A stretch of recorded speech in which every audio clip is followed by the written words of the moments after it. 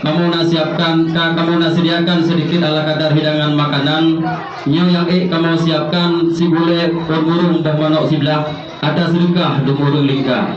Kadang si beung tengku lepah jabikling, nyo kadang si masin ka lepah siram. Kadang si mohong lepah kebuhru, kadang si tabu lagi iraya. Kadang si klat untuk lepah on salam, kadang si rehang lepah halia.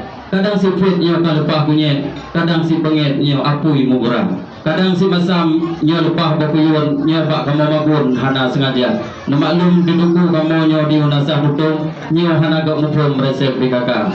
Oleh karenanya duku-duku hadirin sekalian yang berbahagia, Lunduan selaku mewakili Urduha Kampung di Mauronyo, kami mohon maaf yang sebesar-besarnya dalam prosesi penyerahan dan penerimaan limtu baru.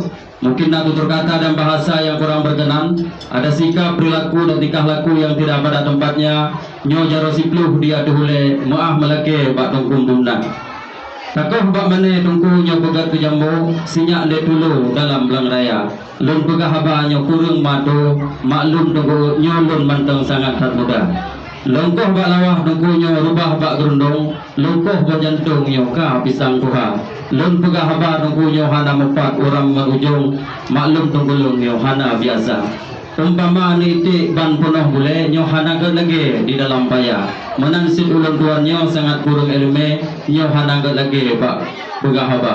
Kemudian tuku-tuku hadirin sekalian berbahagia, Pak Randu yang hana mirah, Pak menerah yang hana bajo, Pak tutu yang hana salah, menyo hana bak awai, tunte bina bak duduk. Pak bak yang hana getah, menyokan bak birah, tunte nyan bak keladi. Pak narid yang hana salah, menyokan firman Allah, tunte sid hadis madi, tunte sid hadis nawi.